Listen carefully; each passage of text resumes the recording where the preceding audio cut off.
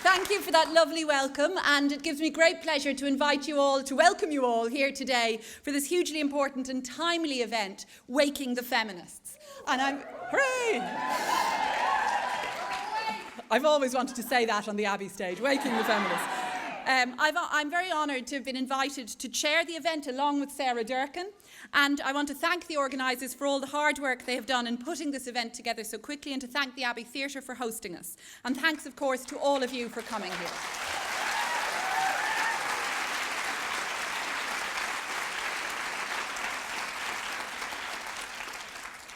It's a very fitting venue as the stage of our National Theatre, as the auditorium of our National Theatre, where so many historic events have taken place.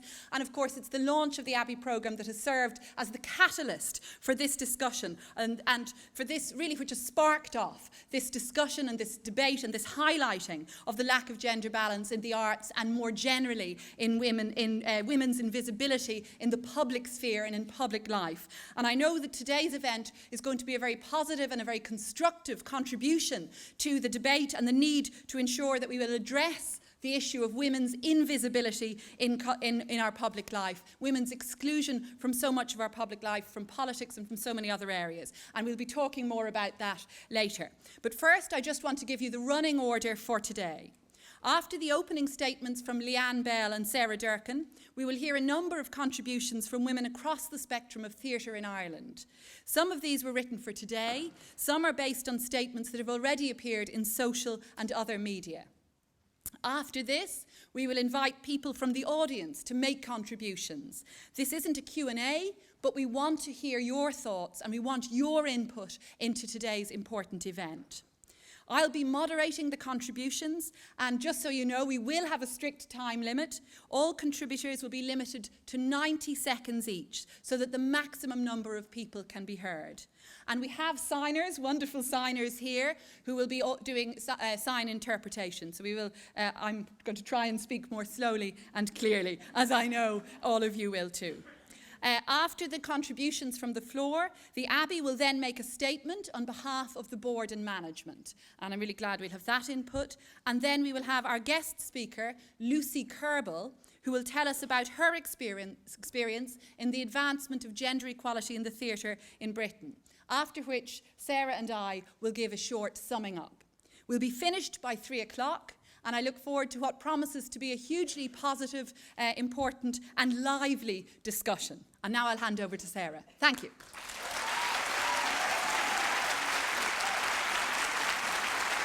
Thanks, Ivana. First of all, some housekeeping. Please familiarise yourself with the nearest fire exit, and in the unlikely event of an emergency, please follow the directions of staff. It is my great pleasure, ladies and gentlemen, to give you Leanne Bell.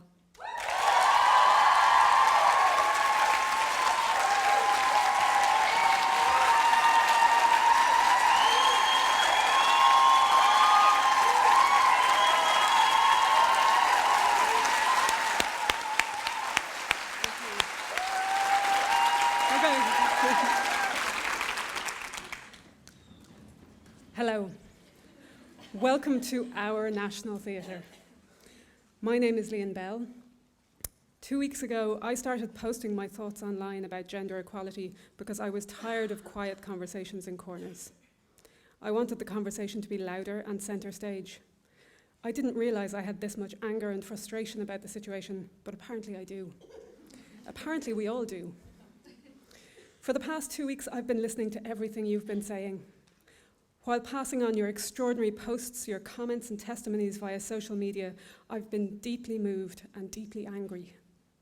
We can't keep watching talented women artists being overlooked. We can't allow audiences to be given only half of what is, after all, their story.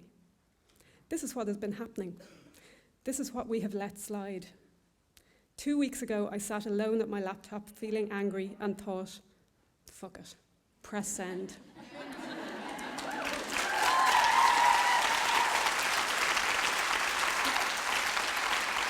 I didn't expect much to happen, but here we are. Thank you. I've been asked to read out our mission statement, which is also at the heart of an online petition, which was launched on Sunday night and, well, about 2 hours ago, had 3,600 signatures and counting. We call on the Abbey as our national theatre to lead the way in establishing equality for women artists. Our 3 campaign objectives are a sustained policy for inclusion with an action plan and measurable results, equal championing and advancement of women artists, and economic parity for all working in the theatre. Thank you.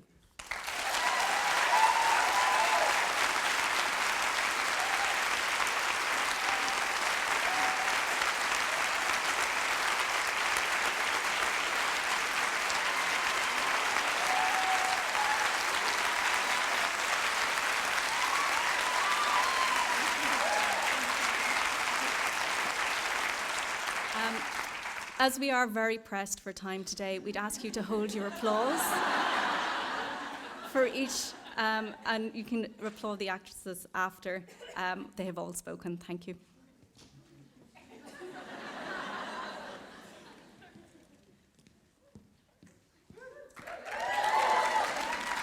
Hello, my name is Amy Conroy. I am an actor and a writer.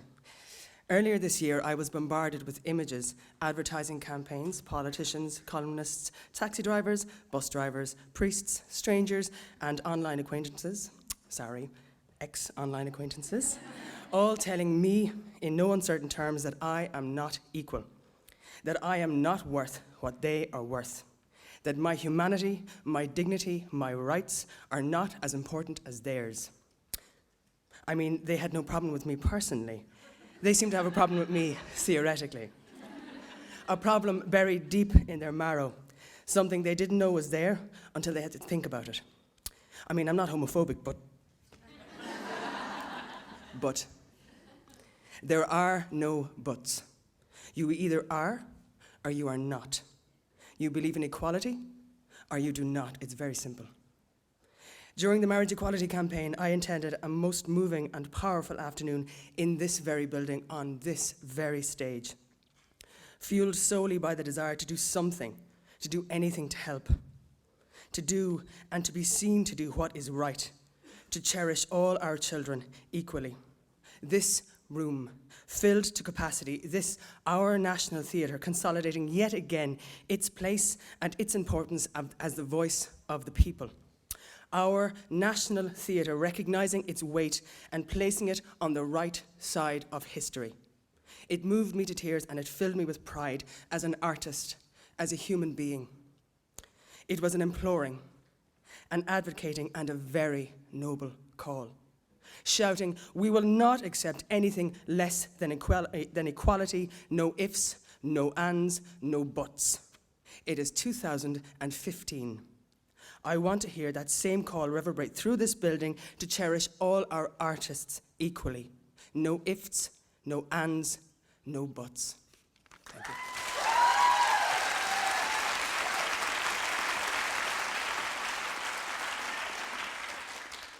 Hi, my name is Sarah Jane Scaife. I'm a theatre director and an actor.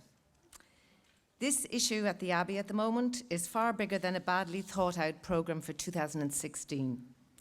It is reflective of women's socio-historical placing within the Constitution itself. This sidelining of women within the family and the home needs to be interrogated and addressed through our art and, of course, through a changing institutional and governmental culture. The Old Boys Club has operated in the theatre and in politics for years in Ireland. As women, we have come to recognise it very well. Many of us who couldn't compromise or keep our mouths shut went outside the institutions and made theatre wherever we could. I can think of many female artists at the moment working outside of the institutions and architectural frameworks of what has hitherto been accepted as the domain of theatre. Whilst I don't condone the exclusion, the current expression of it should be seen as a good thing in many ways. We need to shake up the whole notion of what is understood by theatre. Who makes it and for whom? We need to think of the National Theatre as being more than the architecture of its present expression or even location. It should be seen as the national expression of its people, inside or outside the building itself. Maybe being on the main stage is not the goal, but to be commissioned and acknowledged as artists worthy of interrogating our nation's past, to speak to the people of Ireland, not just those who come in the door of the building, is and should be our right. It's not too late to bring these voices into the conversation, pragmatically and theoretically. Some very exciting theatre could be created through this very vital discussion. That is why we create theatre in the first place, to interrogate our place in the world, our relationship with those we live with, and hopefully find a new sympathetic system that we can live by.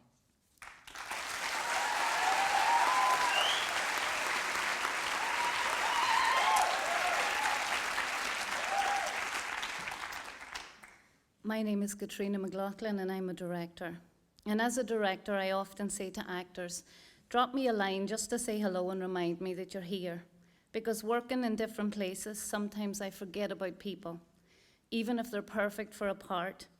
In fact, it has happened so often now that I started to keep a list of actors' names. It seems only fair that I take on that responsibility to remember. And of course, ultimately, it makes my own work better. And really, that's my point today. Being fair takes work. It takes an active engagement and looking around to notice who's missing and doing something about it. We've all been careless for too long, in fact, forever. We have all let this happen, and we all need to end it here, now, today. I believed that I could work in theatre largely because I saw myself in the plays of Frank McGuinness and Brian Friel. And because of them, I knew I had a voice and a place in theatre, and for that I'm eternally grateful. But it's only half the story. It's no longer enough to be given a voice anymore. I cannot continue to let them speak for me. I'm here today to use my own voice and to say it's now time to hear all those other stories. Stories from the streets, from the pubs, from the workplace, from our living rooms, with voices that are tender, questioning, quizzical, full of wonder, voices that are dark, probing, bitter, voices that are bright, curious, skeptical. They are joyous, proud, defiant voices, and they are sensual and they are raging. They are the voices of half this nation and most of this audience, and they cannot be muted or ventriloquized anymore. It's time to hear them. It's time to hear them unmediated and unqualified. It's time to hear them in all their righteous fury and their terrible beauty. Lads, it's time to listen. Ladies, it's time to speak up.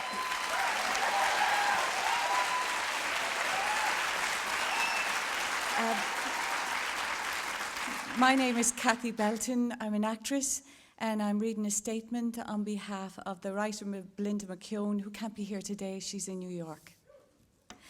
Is this our moment? Yes and no. Yes, because it's undeniably a moment. Look around you. I can feel the atmosphere from 3,000 miles away. I am so proud of you all, and I am so inspired and grateful.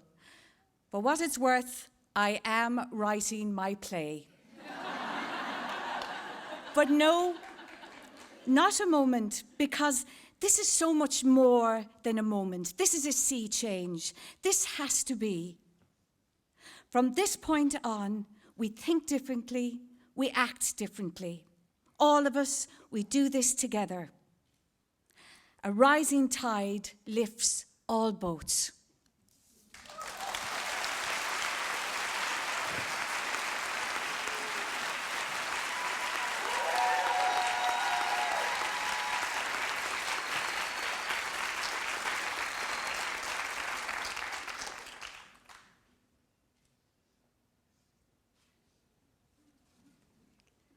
This is Rosaline. She is a playwright from the Traveller community, and my name is Maria. As a playwright from a minority ethnic group that lives and works in a country that has yet to officially recognise my ethnic status as a traveller woman, the issue at hand and the lack of women playwrights in the Abbey seems secondary. Nonetheless, I'm in solidarity with all other women who get passed over, not just by the Abbey, but by other artistic institutions and arts organisations. There is a view held that somehow including issues of equality for marginalised women artists takes away or dilutes from the overall message of sexism and misogyny. The absence of women in theatre includes the absence of marginalised women. These women are deaf actors, writers and performers. These women are black and ethnic minority artists who choreograph, perform and sing. These women are disabled women who are curators, writers, administrators and front of house staff. All these women aspire to have our work viewed, critiqued and respected in the context of what constitutes merit. Many of us have paid the price for our gender. Intersectionality or marginalised voices were messy and dangerous. The edge keeps shifting. Clinging on or remaining marginal within the arts is an oversight. The rich texture of our lives offers a rich source of knowledge and cultural artistic capita. My gender, my impairment, my ethnicity, along with many other experiences, inform my writing. As feminists in the arts, let's not replicate male behaviour by excluding certain categories of women. By all means, relegate me, or better still, collaborate with me in the dark corner labelled special artist, but do not take away or negate my gender.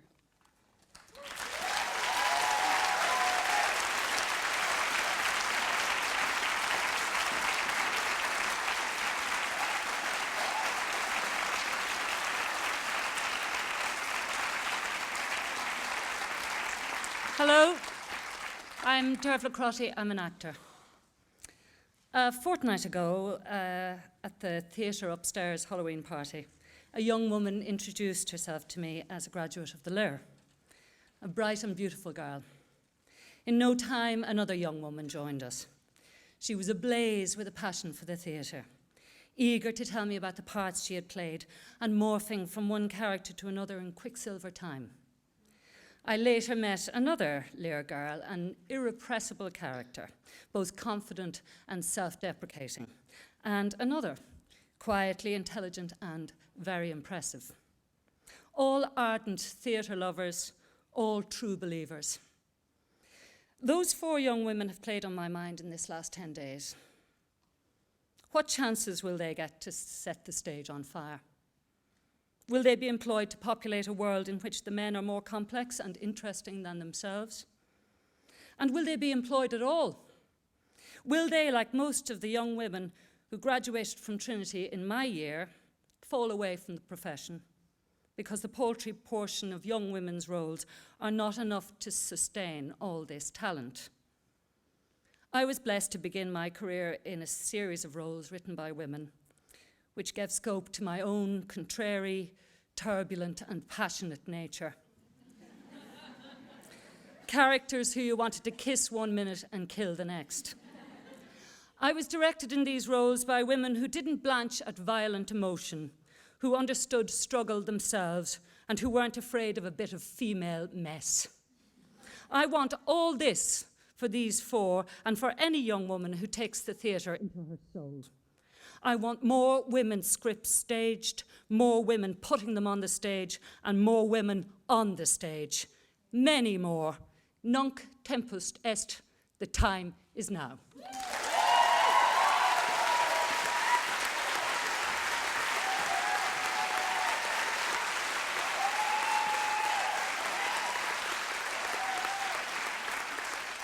My name is Claire Barrett and I'm an actor, and I'm reading on behalf of the playwright Ursula Rani Sarma. This is not a new conversation. Some of us have been having it for years. Every time I saw another article headlined, "Where are all the female Irish playwrights?" I would want to scream. We're right here, being produced, published and academically studied throughout the world. Is there some sort of giant firewall surrounding Ireland that means our success is invisible to many within? Does it mean nothing if it hasn't taken place on home ground? I've spoken out about this in the past, publicly and privately, and often have been met with, "Oh, you want to be careful what you say. You might not be programmed," or "People might think you're bitter."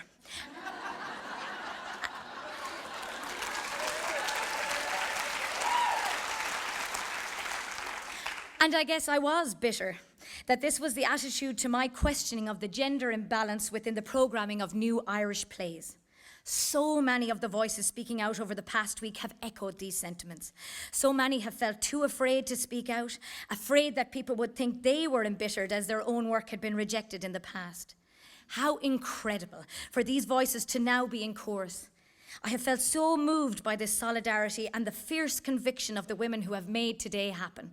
I keep thinking that theatre is, in its essence, collaborative, and how dialogue is at its heart. Today's vital gathering is the beginning of a much needed and long overdue dialogue, an opportunity for those denied a voice thus far to talk back and to ask, how has this been allowed to happen? And this is an extremely exciting time to be an Irish female playwright. More of us are being produced throughout the world than ever before.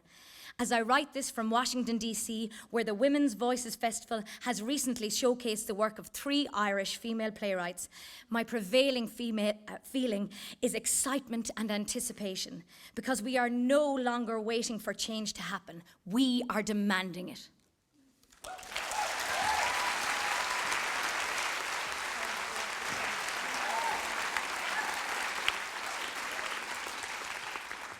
My name is Una Murphy and I'm a director. I worked as resident assistant director here at the Abbey at the beginning of my career. I was proud to work at my National Theatre and alongside brilliant people. But there's a brutality to working on a stage for nearly 2 years, and in that time, never working with a female director and never on a play written by a woman. It seems to endorse the insidious yet powerful voice telling Irish women, you are less important. It's that same message that caps women's careers across all industries. It's that same message that means that those who do make it into positions of power are attacked for their hair, their clothes, their lack of humour, the tone of their voice. It's that same message that means that the girls will do the washing up. The same message that snidely positions a world-class women's rugby team as amateurs and sex objects, that blocks access to affordable childcare for all, that means the lad gets called a legend and the girl gets called a slut, that still sends 12 women every day overseas for clandestine abortions.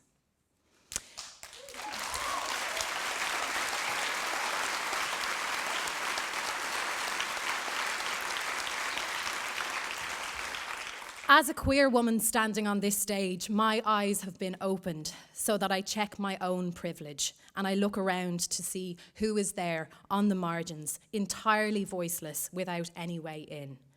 And on this stage, the work is always branded important, but the work that feels important to me is happening elsewhere, in smaller rooms, in art centres, in derelict buildings and sheds, and in communities away from here. But now, in this moment, we can right a wrong by beginning to listen to the voices of Ireland in 2016.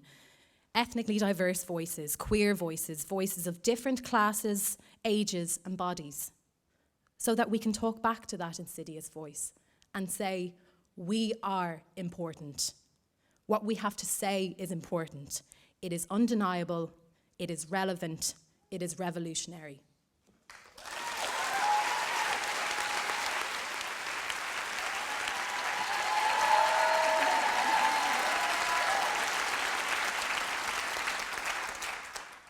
I'm Gina Moxley. I'm a writer, actor, and director. This is about power and respect. We live in a country where women do not have autonomy over their own bodies. Therefore, being patronised and underrepresented is endemic. On a fundamental level, we are not trusted. Women with opinions or ambition are regarded as trouble, awkward cunts.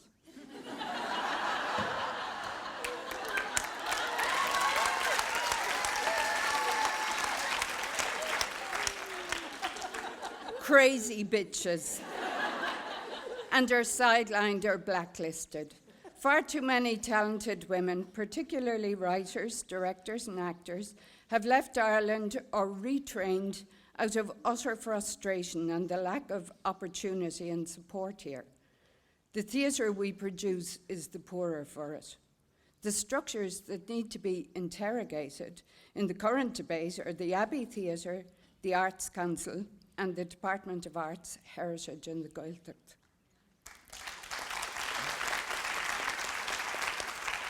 What is important is that we see the women artists who are excluded due to whims of taste and favour.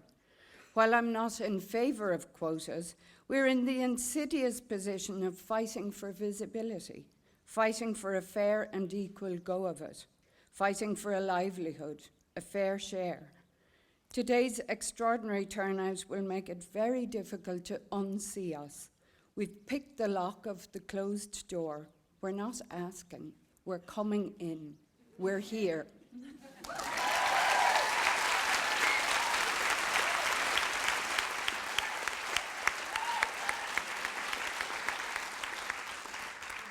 My name is Kate Gilmore. I'm an actor and a writer, and these views are my own.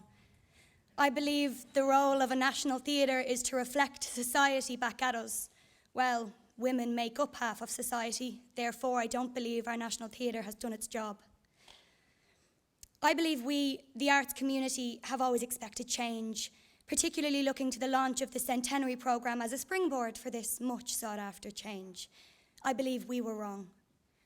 Earlier this year, I performed in a musical about the contraceptive train, which departed Connolly Station for Belfast in May 1971. The women on this train were members of the Irish Women's Liberation Movement. I was lucky enough to meet some of these women during the run, and their passion has motivated me to stand up for what I believe in and not be silenced by fear. The Irish Women's Liberation Movement didn't ask for change or expect change, they demanded it. They made it happen. They made it impossible for them to be overlooked, and over 40 years later, their courage continues to inspire. We not only have a right, but an obligation to these women, among others, to be brave and now make it impossible for us to be unseen or unheard. Be the change you wish to see in the world.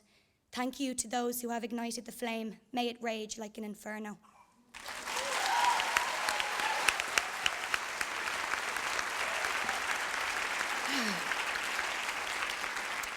Hello, I'm Aoife Duffin. I'm an actor, and I'm going to be speaking on behalf of Alwyn Fleury. Greetings to all who are gathered here in support of the new insurrection. What a great moment this is. What a powerful catalyst for change. And what a shameful moment. Yet again, we have to confront gender inequality as a humiliating cultural reality. To admit how deeply it is embedded in our lives and in our work, and how clearly this inequality intersects so many other discriminatory practices, not only in the Abbey, not only in the theatre, and not only in Ireland. It is way past time for an act of rebellion against the hierarchies and the autocracies that we have almost always accepted as insurmountable barriers.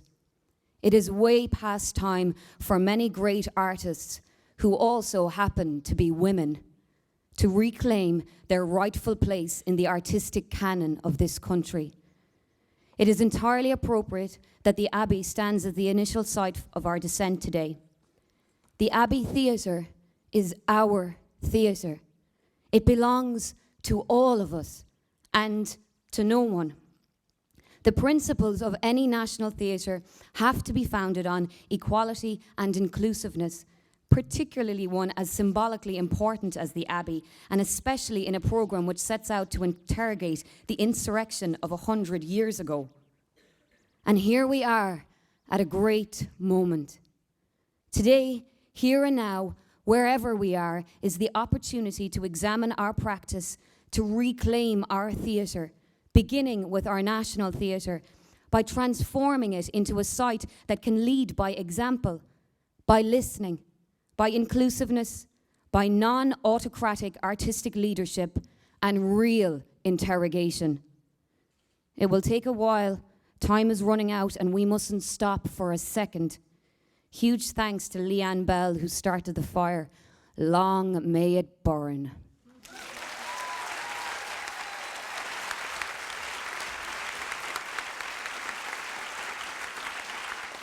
Hi, I'm Maeve Stone, and I'm a director. I'd like to start with a quote from Marina Carr. "The rage in women is terrifying, and it doesn't come out of nowhere. The rage comes out of being said no to one too many times when you should have been said yes to if the world were fair. That rejection has to go somewhere. It turns dark and it erupts then. How wonderful to be able to burn down the whole world, even if it is only a stage.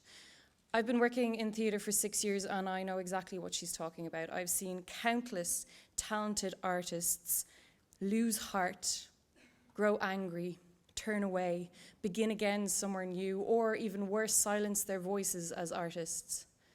Because for many, it's too much to feel like you're the only one who believes in your ability.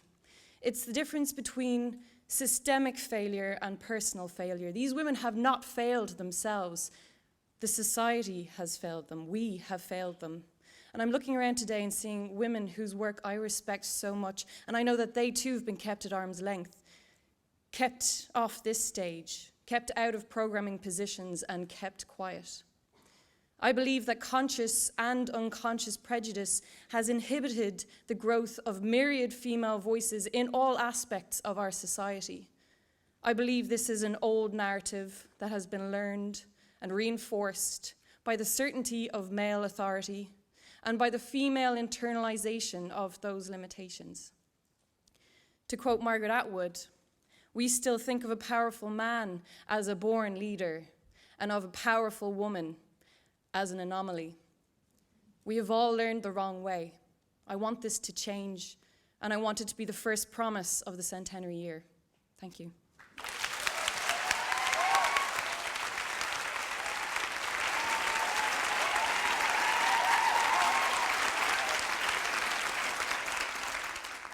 My name's Ali White, and I'm an actor and a writer. For the last 15 days, I've found myself caught up in a riddle. Some say I'm the one-woman playwright in the next Abbey season. Others say there are no female playwrights in it, and my play is not a play. Figure that one out. But whatever the answer is, it's not good enough. And we all know the imbalance is everywhere. It runs frighteningly deep. It seeps into us through osmosis. It makes me doubt and check myself. It trips up my confidence and silences me. And I can't help thinking that there is something very fitting about the fact that my play, that, oh, steady, might not be a play, depending on how you look at it, is about Mulzer in The Plough and the Stars, that bullet-riddled pillar of a play. Mulzer has no more than a dozen lines. She's a little half-life, a shadow. But I found out she has loads to say. She rails against poverty, war, and yes, injustice, inequality. If she was here, there would be no stopping her. And I am happy and proud to be here today with all of you who believe in equality and who love the crazy, practical, human alchemy of theatre. This has to be the start of something better. If we have a tither of sense, we'll start from here.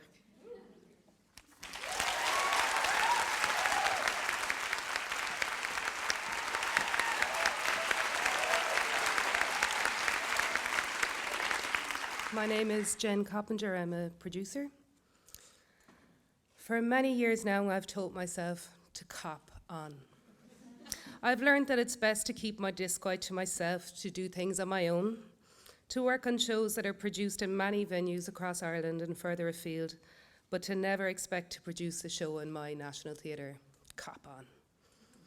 I've learned that relationships with other venues and festivals are vital for survival, and these organisations have helped me and the female artists I work with to produce work that is high quality, that has won awards, critical success, standing ovations, work that is toured internationally all over Ireland.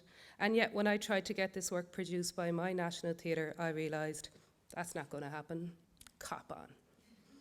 I'm ambitious. I am honoured to work with incredibly talented and ambitious artists like Amy Conroy, Alwyn Frere, Kelly Hughes, Emma Martin, Gina Moxley, and they make their work their own way.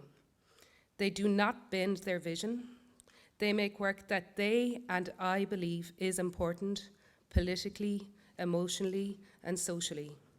These artists have proven themselves to be successful, and yet they have not been produced by their national theatre. None of their work has originated here. Cop on. So with all this ambition and the experience of working with these brilliant, inspiring artists, I've learned to accept that somehow we weren't good enough. We weren't good enough for the National Theatre. The time for all of us to cop on is now.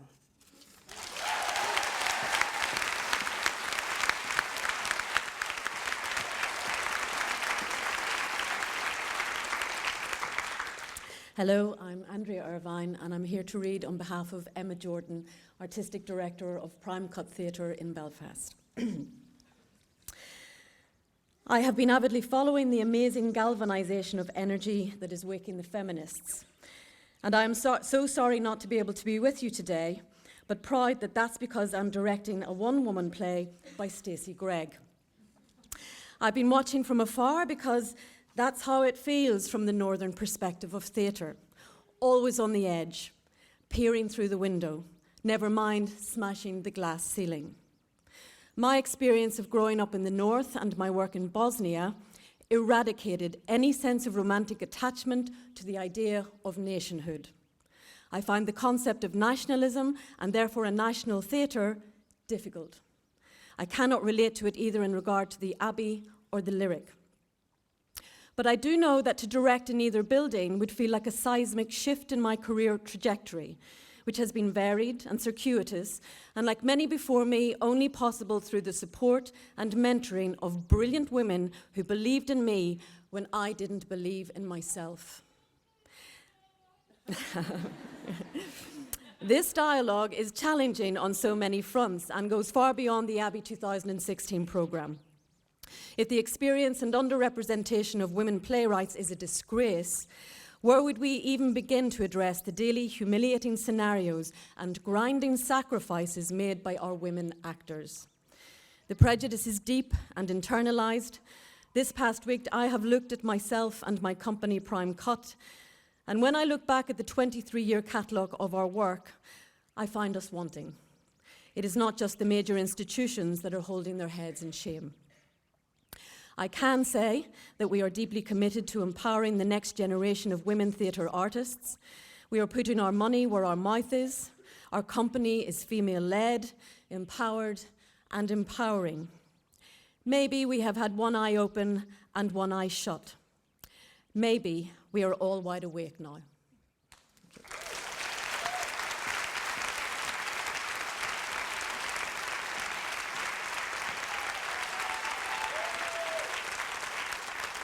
Hi, my name is Mary Duffin. I'm a dramatist. I'm a 46-year-old Irish woman and a writer now. I tried acting. Well, you'll never play Snow White. Maybe Cleopatra, said my famous on the telly at the time acting teacher. And I took it. I tried directing. All the contemporary Irish plays at the time with black people in were about blackness and not people. I wanted to do plays with black people in, but I was told it's been done. And I took it. I'll write them myself, I thought. So off I went to do an MA. Why are everyone's characters all white, I asked. Do I have to write all white characters? Well, you have to write in the vernacular of the country you're in. So I'm not in the vernacular, I thought. And I took it. So MA done and ready to write, and I have a great idea for a character, running it by a successful male writer friend of mine. She's black, she's got dreadlocks and a samurai sword. Well, you can't just stick yourself in it, he laughed. And I argued, but I'm the writer. Aren't all the characters me? And then I took it. And now I have a dark human story to tell. Written, directed, and performed by me, except it won't be performed by me. For this dark human story to be received as a valid story that it is, I shall have to cast a white woman. Otherwise it'll be relegated to the black story pile and seen as a black issue. So, dear Abbey, this is the problem.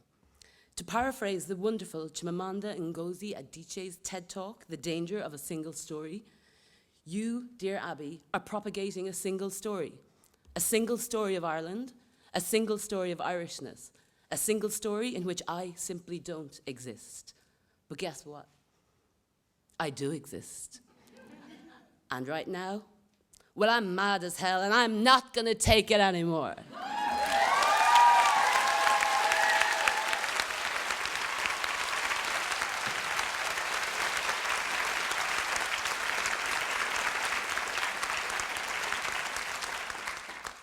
My name is Zia Holly, and I'm a lighting and set designer. I grew up in a house of boys. I have 4 brothers, and I have always wanted to be one of the boys. I remember being told, encouragingly, that I could do anything the boys could do. This was a powerful message, but why did I have to be told this? The boys never got told they can do anything girls can do. Conscious or unconscious, there is a perception that women cannot necessarily do what men can do, and that perception pervades our society. I have factored this into my life.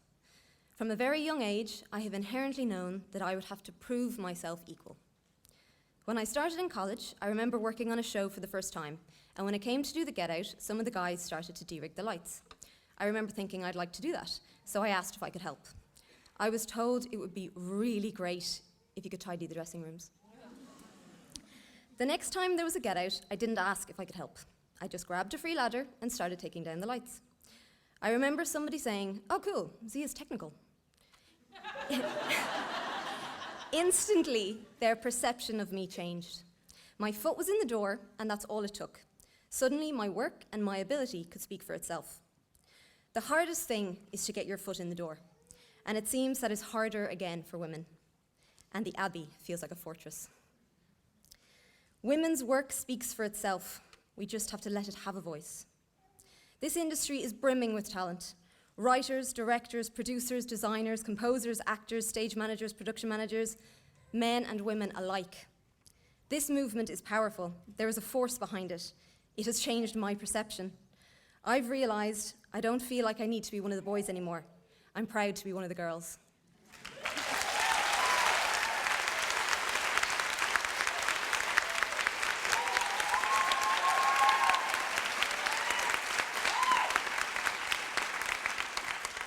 My name is Noelle Brown, and I'm an actor, director, and theatre maker.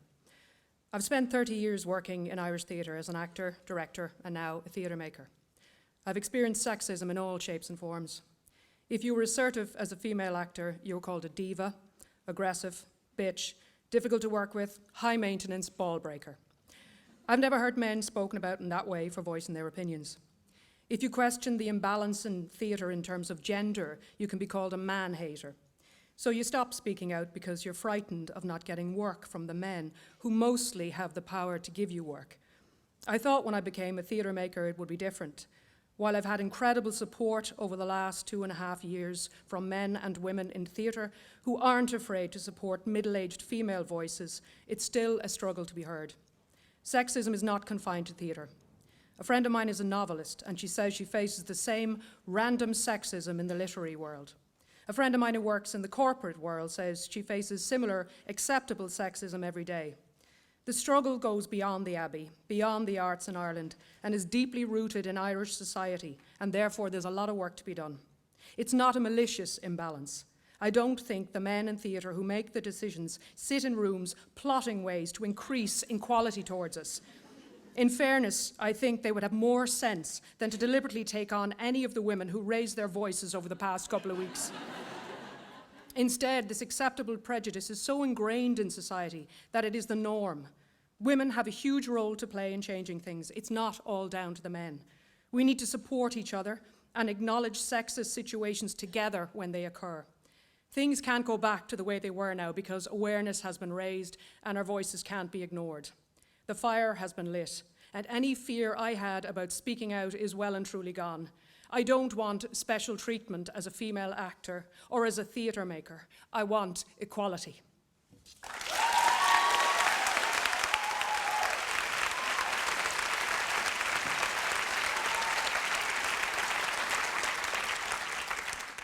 I'm Nancy Harris, I'm a playwright. As a playwright, my instinct is usually to let my writing do the talking, because I think that anything that needs to be said should be said in the work. Unfortunately, however, when that work can't find an outlet, I can't let the writing do the talking, and so I have to do it myself.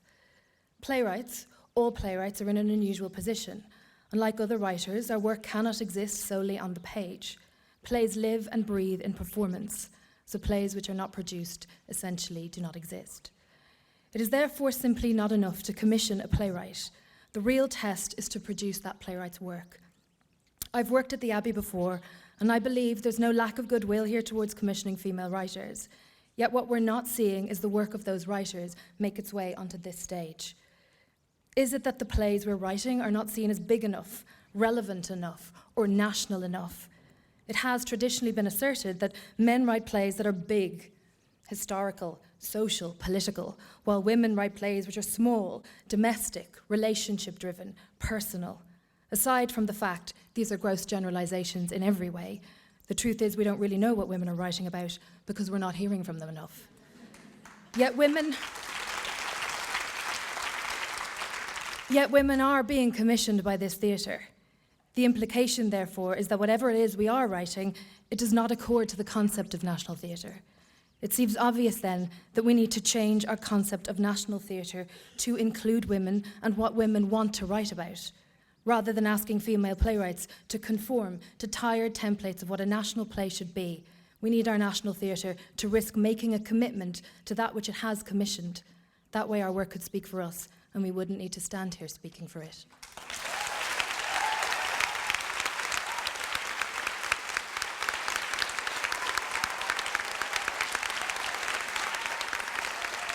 Hello, my name's Joan O'Cleary and I'm a costume designer. I've been lucky enough to work in theatre for 25 years. Through that time, I've seen all theatre companies suffer financial crises with cut after cut and a questioning of the very value of the art form. None of us, actor, director, technician or designer, working in this sector consider ourselves to be particularly well paid, but some of us are more equal than others. I come from the relatively unthreatening security of the costume department. My craft is seen as essentially feminine, and indeed it is one area where the majority of practitioners are female. But still, I look at my paycheck at the end of the production, having spent on average 3 months of dedicated and skilled work, and I ask, is there an unconscious gender bias to the value placed on one design discipline over another? Does this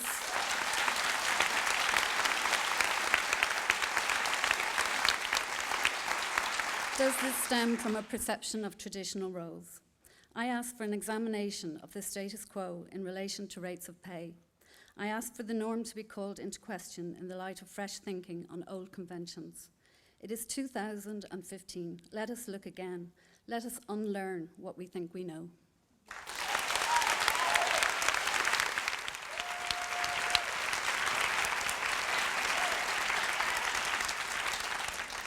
My name is Laura Bowler and I'm a director. They're giving up, giving in to things that seem inevitable, throwing what took years to cultivate in the bin, and why not? Stability sounds ideal after a few years of real closed doors, real no work, and real friends far away on a whim because here there's no way in. I'm back to educating for the sake of making sense of the time it's taking. Nothing tangible is yours or mine. We rent, but we might always rent, or live with parents we don't want to resent but do. There's a queue of women with ink-stained fingers and pages full of life on Abbey Street, and we're ploughing through the stars one more time and murdering Desdemona post-prayer. We're there, 100 years after and 400 years since, and dead men are still taking precedent over living women. Nothing new, no new stories told, not for the sake of not hearing the old. Hundreds of students who may never work. Why educate if we can't translate these words that live in us to stage? These words live in us, and we're giving up and going away and getting jobs we never wanted to support lives that we hate. I will always rent if I get to live on a stage. I will not own if I get to tell my story how I think it should be told. I will stay if you will have me, but I won't wait. For every 1 in 9 decision you make, 8 will leave or give up or think I wasn't good enough. Well, tough. The pool will get smaller. When you only listen to half of us, you only get half the story. We shouldn't need to #WakeTheFeminist. We've been awake so long. It's you that is sleeping, and when you wake, we'll be gone.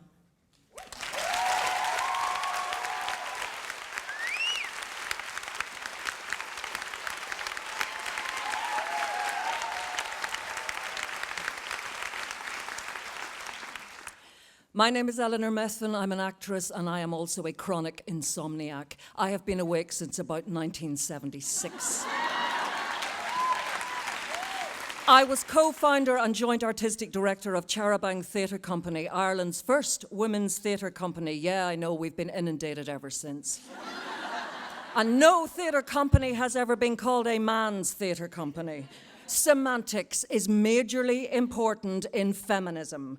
I am very proud of what Charabang achieved. 10 new plays created and toured internationally between 83 and 95, written by and about women. And several women practitioners and academics have been kind enough to cite the company as an influence and an inspiration. But here's a quote from me speaking in 1983. "We were frustrated by the lack of good roles for women and decided we'd have to write them ourselves.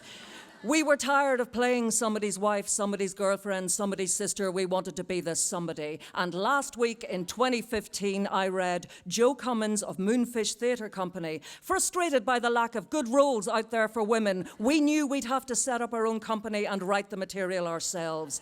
Roles where we could play more than merely the female appendage for the male protagonist. 32 years in between. Any wonder I'm desperate for some sleep."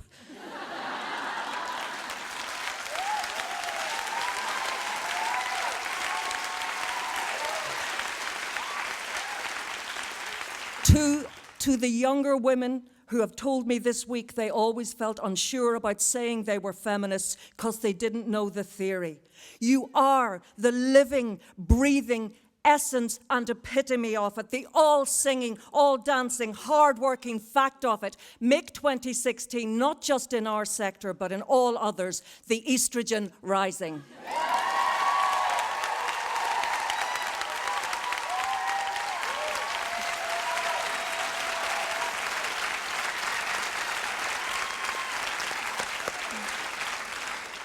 Hi, my name's Erica Murray and I'm an actor and a writer. This is an extract from a letter I wrote to the Irish Times last week when the programme was announced because I felt disheartened and frustrated at the lack of female writers. If only I had known I would be reading it on the main stage a week later. I know so many gifted female playwrights. The newly founded Lear Academy has had a majority of female playwrights enrolled in its MFA programme. So that is the last 3 years of graduates. Why is this not reflected on our national stage? Or why not look to the Fringe or Theatre Festival, where there are new and established female writers making amazing work? These are not obscure places to look if the Abbey was serious about fostering and developing a diverse range of voices.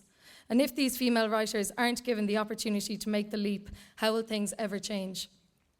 Historically, there has been a shameful track record of gender inequality on this stage, and this should be made an urgent priority when programming. We are, after all, half the audience, more than, and we were also around during 1916. You would think they would have had the foresight to have anticipated this and would have been looking for the past few years to commission. They wouldn't have had to look very far. It begs the question, why should I go and support my national theatre when I cannot see the female voice being represented or respected? Thanks very much.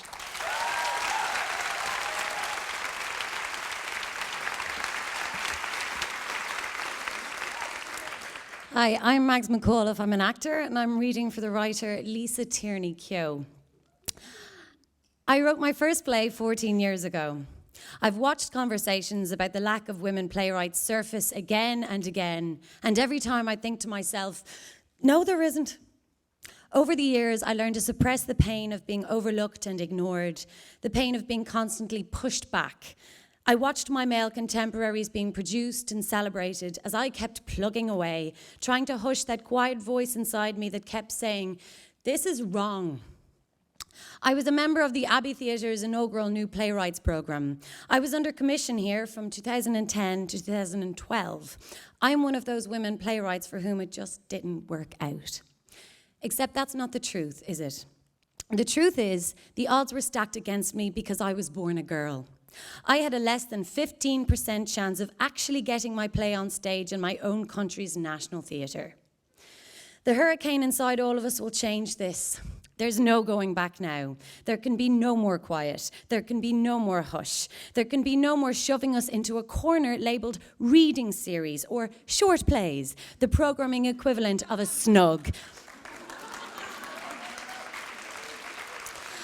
That's your place, ladies. Off you go and sit in it. I want a future where Irish women are equal, included, and not just tacked on as an afterthought to their national theatre. I want to know that if I pour my heart and soul into writing a play, I at least stand a chance of being at the table.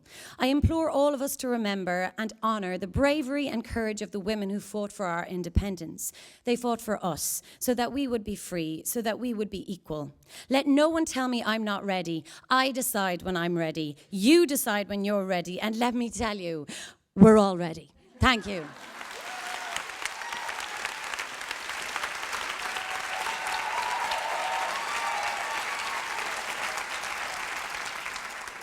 Is Misha Ioni ní Chróin agus is cóistúir thormé Moonfish Theatre. Is mar astor rinne mé mar chéálar dús in san RCS in Glasgow, ach nuair dil mé éireann beléirdom nachráise sóianta aibbrú in éireann mar ban astor profisiúnta. To war nach rá ein partna an de vná. My name is Ioni ní Chróin and I am co-director of Moonfish Theatre. I originally trained as an actor at the RCS in Glasgow. And when I returned to Ireland, I found the lack of roles for women in Irish theatre made it practically impossible to live as a female professional actor. Vír cólacht am chud hain wanu in ein zile mar rifo maréid, legu mech an deis an áirclníocht ráhangach a chrathú, chun sírse agus cúcht a thuirtún páirt lárnach a ghlachas a fróséis chrothíoch, agus a chur páirtsanna fáúin a bhí dúchlánach agus iltíbach. It took the setting up of my own company with my sister Mairead to eventually be able to devise theatre bilingually that offered us and the women who comprise our ensemble fulfilling roles in the creation process and challenging and multifaceted characters to play. Tá gairí linn mar cholacht arclaníochta, achas é sin in anion, seachas buchas le, institutí cosúla áirclan na manastrach. Níor bhreahamar gur altaí, Nugur wol áirclan na manastrach muid a riomh. The war sin rinnemar an cinna gan iirecht dhéanamh cadrah a bheith anleo. Gan leanacht orin ag cnáge an ghoras sin a bhí dúnta in ar nai. In áit sin, támatéis bhainneamh a dhíreadh ar áirclaníocht a chrothú ar meallach féin. Áirclaníocht gan bacana inscne, bacana tanga, nó bacana i dtí gá crothútar í. We have been successful, but this has been despite, not because of, our relationship with theatrical institutions such as the Abbey. We have never felt welcomed or encouraged by the Abbey. We have reacted to this by choosing not to engage, not to beat against a door that stayed steadfastly shut. Instead, we have put our energies into creating theatre on our own terms. Theatre that provides roles that are not gender-defined, theatre that is not defined by language, and theatre that is not defined by where it is created. Tá áirclan na manastrach héise bheith mar orsa díochúchta duine, agus tá alintóirí eile cosú linne, ach credim go homlan go bhéitach sé bheith mar orsa láidir cúchta dún. Bhí tríthe in our léirú déirnach, go mbíonn dearcha dúilteach orthú go minic. Ba mná is mú a bhí sa clír agus a chrú, bhí gaeilge an, agus cruthiú tíomhamód a bhaile clia é. Thua sé ar camcuairt náisiúnta ag de anad éagsúlam líne agus díliú amach. Más féidir linn é sin bhaint amach gan takeíocht ón ar áirclan náisiúnta. Saolaí cad a bhéadach muide agus ailíontóirí eile cosú linne a bhaint amach lena go daceocht. The Abbey has been a force of disempowerment for us and for other artists like us. But I sincerely believe that it could be a force of empowerment. Our last production had everything that is supposedly a disadvantage. A predominantly female cast and crew, a mixture of Irish and English, and it was made entirely outside of Dublin. We toured it to 10 venues nationally this year, and it sold out.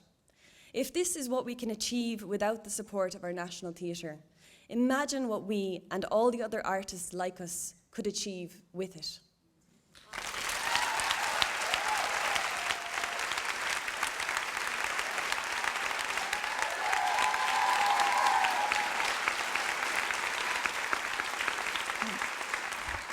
My name is Marie Mullen, and I'm also speaking on behalf of my dear friend Gary Hines. Because Gary and I founded our own company, and by the way, Mick Lally said, good on ye, Garleens. we were able to make our own weather. It was only in later years, as we came more and more into contact with the professional theatre, that we realised with a shock that women's voices had to fight to be heard. Both of us have long acknowledged to the other that if we had tried to become an actor and director by the established route, neither of us would be working in the theatre today. We are speaking today to make sure that that never happens for any of the young women coming up behind us. Buegas.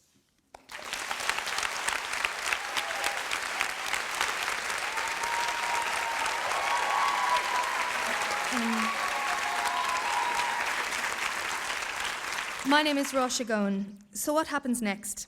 How can the Abbey begin to make reparations for the years of exclusion it has, if unconsciously committed? Commissioning new work by women playwrights is an immediate imperative, but it will take time for these commissions to reach fruition, and it's likely that they won't reach the stage within the tenure of the current director. So what can the Abbey do now? Ensuring that women directors and designers are represented in the remaining part of the 2016 programme is an absolute necessity. This will not be difficult. The independent theatre sector in Ireland is led by women whose work tours nationally and internationally to wide acclaim. So too is looking at the body of work not commissioned by the Abbey that Irish women playwrights have presented elsewhere in the last 10 years to great acclaim, and bringing that work home so Irish audiences can enjoy them.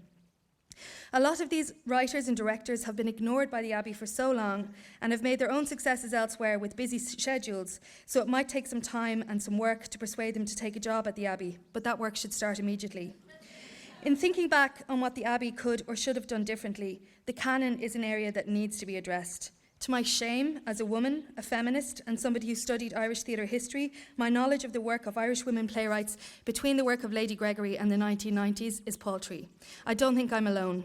The Abbey needs to shed light on this work and share it with the sector. This can start immediately. For example, working with the Playography Project and the Abbey Archive to start a reading group with writers, directors, designers and producers in the sector to make a commitment to produce work from the canon of Irish women playwrights over the next 5 years. Thank you.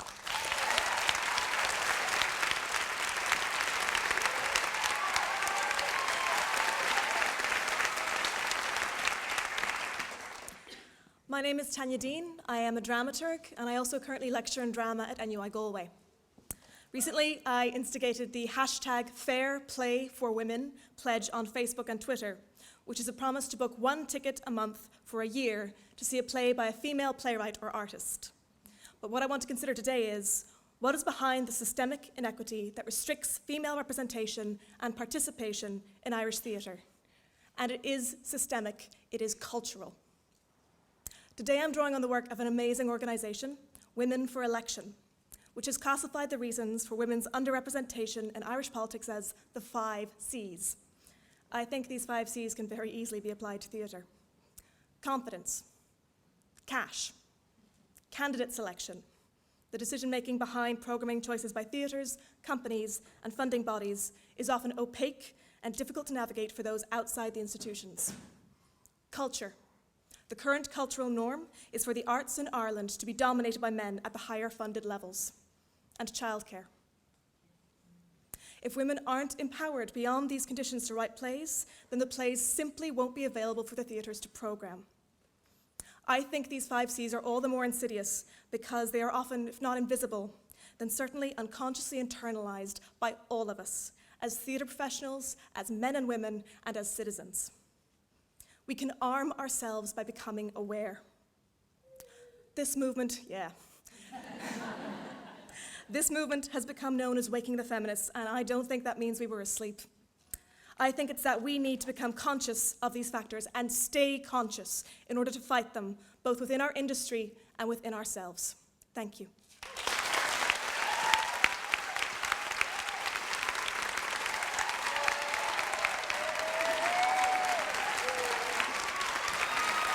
Hi. My name is Janet Moran and I'm an actor, and this is Ben. And until a few minutes ago he was asleep, but like a good feminist, he's awake now. Okay. So, women are not a minority. We're half the population. And if theatre is not reflecting the experiences of half the population, it's not working. And that matters. If a change could be effected here, it would be radical. Any female actor will tell you that a not insignificant part of her working life consists of playing girlfriends, wives, and mothers, adjuncts to the male characters, frequently sex pots, waifs, objects of desire or derision, playing men's ideas of women. And it's pretty gross when you think about it. Think about any little girl you know, how complex, inquisitive, and smart she is. Imagine how radical it might be for her to see herself reflected in the plays, films, TV shows she watches. Not an objectified, frequently sexualized version of herself. Not just somebody's girl, but characters who are struggling, smart, inconsistent, ambitious, doubting, venal, violent, or vicious, or who are just a bit crap, like we all are sometimes. If more plays by women were put on, then that might start to happen more, and that really would be radical.